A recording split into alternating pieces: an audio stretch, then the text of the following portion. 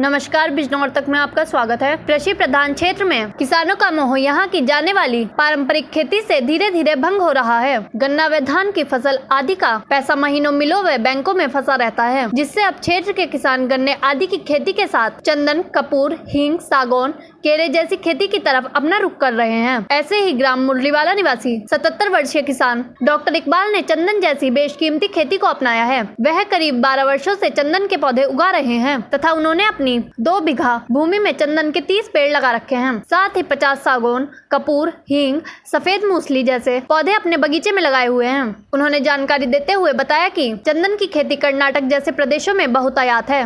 10 वर्ष के पेड़ हो जाने पर उनमें खुशबू उत्पन्न होती है। इसकी पत्तियों, जड़, बीज आदि का भी पूरा इस्तेमाल किया जाता है। चंदन की 2 नस्ल मिलती हैं, लाल व सफेद चंदन। लाल चंदन में खुशबू कम, जबकि सफेद चंदन में भरपूर मात्रा में खुशबू है, जिसके कारण इसकी कीमत ज्यादा मिलती है। उन्होंने किसानों से इसी प्रकार की खेती उन्नत करने की बात कही है। खेती के लिए अन्य फसलों की भांति अनुमति लेने की विशेष आवश्यकता नहीं है। पेड़ काटने के लिए सरकार की अनुमति आवश्यक है। वहीं इस संबंध में जिलाधिकारी रमाकांत पांडे से जानकारी की गई तो उन्होंने ऐसे लोगों को आगे बढ़कर काम करने की बात कही। साथ ही इस प्रकार की खेती करने वाले किसान किसी भी सहयोग हेतु उनसे संपर्क कर सकते हैं। डॉक्टर इकबाल सिंह, गांव मुरलीवाला, डाकखाना जामुनवाला,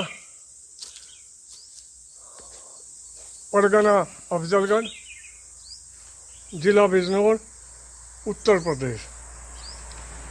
मैं पहले रिटायर्ड प्रोफेसर हूँ और यहाँ के मैंने जो खेती शुरू की परंपरागत, उसमें मुझे कोई विशेष लाभ नहीं दिखाई दिया। क्या क्या खेती करते थे? परेशानियाँ बहुत अधिक थी, इसलिए मैंने चंदन की खेती शुरू की।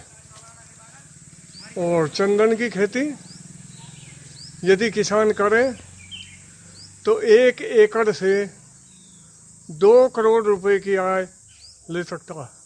1 एकड़ से 2 करोड़ रुपए की आय 10 साल में। बहुत लाभदायक खेती है। यद्यपि पौधा परजीवी है, थोड़ा सा ध्यान रखने की आवश्यकता होगी।